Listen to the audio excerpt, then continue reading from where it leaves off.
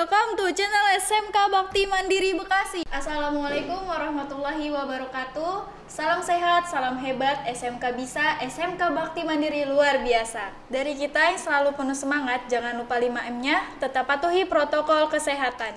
Selamat datang para pendengar, khususnya Bapak, Ibu, dan siswa-siswi SMK Bakti Mandiri Bekasi di acara podcast SMK Bakti Mandiri dalam rangka masa pengenalan lingkungan sekolah tahun ajaran 2021-2022 di masa pandemi COVID-19 saat ini.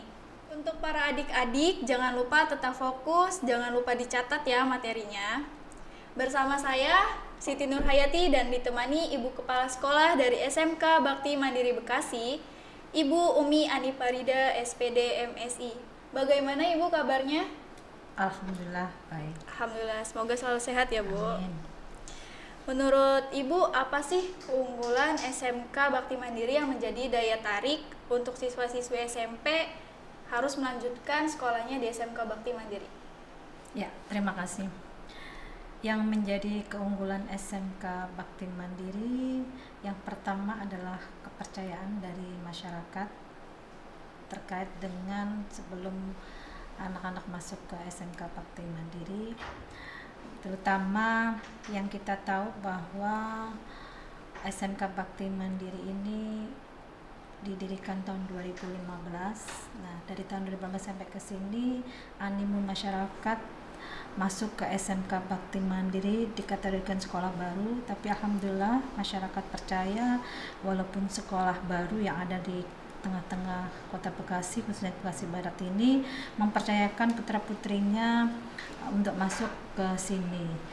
Dengan adanya jumlah siswa-siswi kami pada tahun lalu, yang waktu tahun pertama itu kurang lebih 200 siswa, otomatis dengan sekolah baru dengan punya jumlah siswa yang segitu itu sudah suatu kepercayaan, suatu kebanggaan, suatu keunggulan bagi sekolah kami khususnya Bakti Mandiri.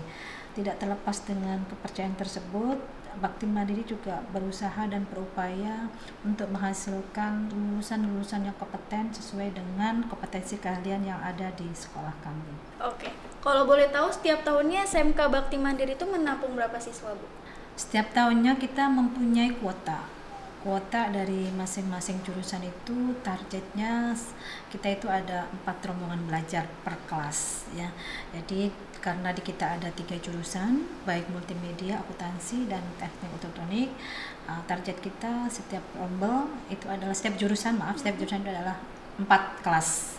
Menurut Ibu, bagaimana tindakan sekolah menjalani kegiatan belajar mengajar di masa pandemi? Sebelum kita menjalani kegiatan secara tatap muka, tentunya kita ada juknis, ada acuan, ada payung hukum, khususnya karena kita di bawah naungan Dinas Pendidikan Provinsi Jawa Barat, maka ada kebijakan terkait kita sebelum memperlakukan kegiatan atau pembelajaran yang ada di sekolah kami. Karena tidak terlepas di situ, apalagi saat ini dengan adanya kebijakan PPKM darurat, maka secara otomatis seluruh kegiatan aksesnya dibatasi dan ada hanya 25%, itu pun bergilir hanya yang urgen-urgen saja yang bisa dilaksanakan, dan itu pun tetap kita harus menjalankan prokes kesehatan, karena kalau kita tidak mematuhi kebijakan yang sudah dikeluarkan ya langsung dari presiden, ditindaklanjuti oleh para gubernur, dan kita adalah kepala cabang Dinas Pendidikan wilayah 3, otomatis kita harus mematuhi peraturan yang sudah dikeluarkan oleh pemerintah pusat. Bisa Ibu ceritakan bagaimana kedisiplinan SMK Bakti Mandiri? Kedisiplinan kita yang namanya tolak ukur setiap semua instansi, semua dunia pendidikan adalah kedisiplinan ya. Jadi yang pertama adalah dikasih contoh oleh seorang, misalnya terkait dengan pada saat anak-anak masuk. Jadi kita kerjasama, kedisiplinan itu dicatat oleh seluruh komponen yang ada, dari mulai pimpinan, para wakil kepala sekolahnya, para kepala kompetensi kalian, gurunya, tata usahanya, tenaga administrasinya, security. Itu adalah menerapkan disiplin terkait dengan pemberlakuan jam kerja, contohnya ketika pada saat datang dan pada saat pulang dan pada saat istirahat. Kedisiplinan tidak hanya terkait dengan tata cara Contohnya misalnya pada saat jam masuk pembelajaran, tapi kedisiplinan adalah ketika mematuhi peraturan yang ada di sekolah, terutama disiplin. Contohnya pada saat ini masa pandemi, disiplin kita melaksanakan prokes ya, prokes kesehatan benar-benar kita terapkan. Kita saling mengingatkan, itu adalah salah satu bentuk kedisiplinan ya. Kita peduli terhadap apa yang menjadi target pemerintah untuk meminimalisir penyebaran COVID-19 yang saat ini semakin memprihatinkan di Indonesia. Oke. Kegiatan sekolah apa aja sih Bu yang bisa dibanggakan dari SMK Bakti Mandiri? Kegiatan sekolah yang bisa dibanggakan di Bakti Mandiri adalah dengan adanya kreativitas dari anak-anak yang ada di sekolah kami, khususnya di masing-masing jurusan tentunya berbeda ya. Di masing-masing jurusan, contohnya misalnya multimedia, dengan jurusan multimedia mungkin akan lebih ke teknologi IT ya, karena dengan seiring sejalan saat ini perkembangan IT itu sangat-sangat bermanfaat bagi kita semuanya, tidak hanya orang dewasa, tidak hanya orang tua, tapi di kalangan pelajar, di kalangan anak-anak itu sangat mendukung dengan adanya saat ini IT itu yang paling diminati oleh masyarakat ya, dan paling dibutuhkan saat ini. Semua komponen, semua dari jenjang yang tua sampai yang bawah itu menggunakan teknologi. Nah, ini tentunya berbeda juga dengan kompetensi atau jurusan di akuntansi. Masing-masing jurusan itu punya kriteria tersendiri-sendiri. Apa aja sih Bu pembiasaan yang diterapkan oleh SMK Bakti Mandiri? Pembiasaan yang biasa diterapkan khususnya saat ini di masa pandemi ya, kita tidak terlepas ya. Sekali lagi ya, saya mengulas kembali, pembiasaannya adalah kita menerapkan, kalau dulu 3M ya, sekarang itu adalah 5M karena ada penambahan lagi ya. Itu adalah pembiasaan yang harus menjadi budaya.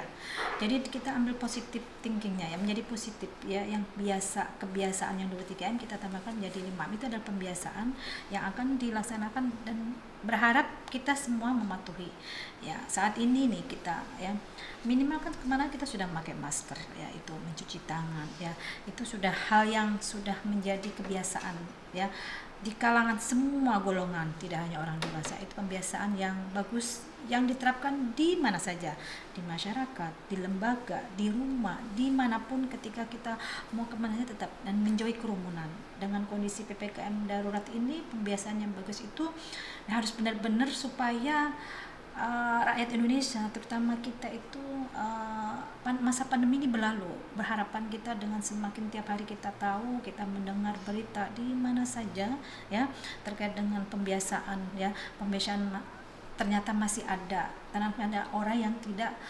melaksanakan pembiasaan yang saat ini di masa pandemi ya. Saya bilang di saat pembiasaan masa pandemi ini yang harus benar-benar kita peduli dan mengingatkan kepada setiap orang. SMK Bakti Mandiri itu punya eskul apa aja Bu? Banyak ya eskul yang ada di SMK Bakti Mandiri, salah satunya ya terkait dengan kegiatan rohis ada ya. Rohis itu kan banyak ya. Rohis itu salah satunya adalah ketika kayak hafidz ya, kemudian volleyball, football ya, kemudian pencak silat, boxer ya, kemudian paskibra ya, yang biasanya sangat menarik itu kan anak-anak biasanya paskibra ya. Ada pramuka. Yang wajib adalah pramuka. Tapi di kegiatan pada saat eskul sudah 2 tahun berjalan ini, kebetulan kebijakan pemerintah kita eskul sementara ditiadakan. Bukan berarti tidak ada kegiatan eskul, tapi dinonaktifkan karena kita tidak boleh bergerombol atau berkerumun. Setelah lulus dari SMK Bakti Mandiri, bagaimana sekolah akan mengarahkan lulusannya untuk bekerja atau melanjutkan ke perguruan tinggi atau berwirausaha? Itu kita bekerja sama dengan hubungan industri ya. Di sekolah itu kan kita ada penanggung jawab PIC ya dari masing-masing. Ketika hubungannya dengan dunia kerja atau dunia industri, kita ada hubungan, yaitu wakil hubungan industri. Ya, dari situ bisa menyampaikan terkait mau kemana, peluangnya sesuai dengan minat dan kompetensi yang dipunyai oleh anak-anak. Nah, ini bekerja sama dengan BK, bimbingan karir. Karena bimbingan karir itu terkait dengan minat dan bakat anak-anak itu bisa dilihat nanti dia kerjasama dengan pihak UBIN menentukan anak ini mau kemana, minatnya di mana. Ketika dia mau melanjutkan, karena untuk lulusan SMK itu tidak harus kuliah karena 50% bahkan 60% itu harus terserap di DUDI atau dunia usaha, dunia industri. Tapi tidak menutup kemungkinan bahwa anak-anak itu juga bisa melanjutkan ke perguruan tinggi, tapi paling tidak hanya 10%. Karena kalau kita kebanyakan yang kuliah, maka target SMK berarti SMK tersebut gagal dalam membina siswa-siswinya atau peserta didiknya. Jadi ada kemungkinan ya bisa saja anak-anak juga bisa memasuki ke perguruan tinggi atau berwirausaha. Nah, ini kaitannya dengan kerjasama juga dengan guru PKK ya, produk kreatif dan kewirausahaan. Semua jurusan sama. Anak-anak diharapkan ketika misalnya tidak mendapatkan pekerjaan sesuai dengan jurusannya, dia bisa berwirausaha menjadi entrepreneur. Dia sudah dibekali basic dasarnya bagaimana cara mengelola atau cara menjadi entrepreneur yang berhasil. Nah, di sini mungkin tip-tipnya atau tipnya sudah diajarkan sama guru produktifnya, khususnya guru PKK kolaborasi dengan guru produktif dan guru kewirausahaan. Jadi kalau dulu itu kan kewirausahaan, tapi kalau saat ini tahun kurikulum 2013 edisi revisi itu kan berubah menjadi PKK, produk kreatif dan kewirausahaan. Ini kolaborasi guru produktif dan guru kewirausahaan. Oke. Berapa persentase anak jurusan multimedia, akuntansi, teknik, ototronik untuk minat kerja? Kalau melihat berapa persentase itu kita harus melihat grafik ya, kita harus dapat laporan dulu dari Wakasek Bidang Hubungan Industri persentase ketika mereka mendapatkan pekerjaan, karena setiap tahun itu ada persentase. Nah, saat ini saya tidak bisa menampilkan persentase keberhasilan karena saya belum melihat data, karena itu kan data ya. Jadi Wakasek Hubungan Industri itu mempunyai data ketika anak penelusuran alumni ya, kita harus ada data jurusan multimedia berapa persen yang terserap di DUI, yang berapa persen yang masuk kuliah, berapa persen yang menjadi entrepreneur. Jadi saat ini mungkin saya belum bisa, bukan tidak bisa ya, belum bisa memberikan informasi persentase karena harus melihat data berapa persen. Nah, kalau datanya ini saya sudah dapat itu saya bisa menjelaskan berapa persen yang terserap di DUI.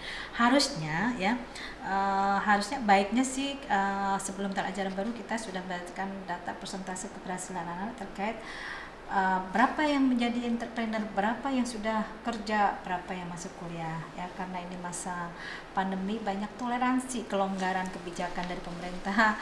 Jadi saat ini mungkin saya belum bisa menjawab terkait berapa persentase yang sudah, baik itu yang sudah masuk kerja, yang menjadi entrepreneur dan yang masuk kuliah. Silakan Ibu buka secara resmi MPLS siswa-siswi tahun ajaran 2021-2022. Oke, terima kasih.